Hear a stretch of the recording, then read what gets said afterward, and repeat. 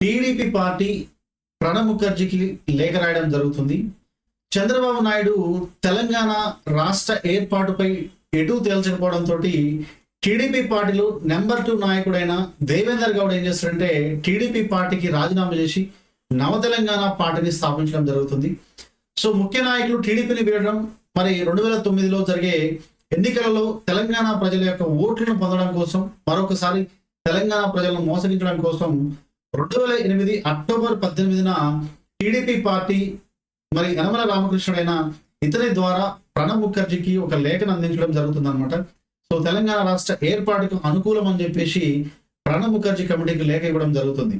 తెలంగాణ ప్రజల ఆకాంక్షలను గౌరవిస్తూ ప్రత్యేక రాష్ట్ర డిమాండ్ను తెలుగుదేశం పార్టీ సమర్థిస్తుందని, ప్రత్యేక రాష్ట్రానికి ఏర్పాటుకు మరి ప్రోత్సహిస్తుందని చెప్పేసి, రాష్ట్ర ఏర్పాటు చారిత్రాత్మకమైన అవసరం అని చెప్పేసి ఈ లేఖలో పేర్కొనడం జరుగుతుంది అనమాట. టీడీపీ పార్టీ తన మేనిఫెస్టోలో కూడా ప్రత్యేక తెలంగాణ రాష్ట్ర ఏర్పాటుకు తమ పార్టీ అనుకూలం అని చెప్పేసి మరి ఈ లేఖలో పేర్కొనడం జరుగుతుంది.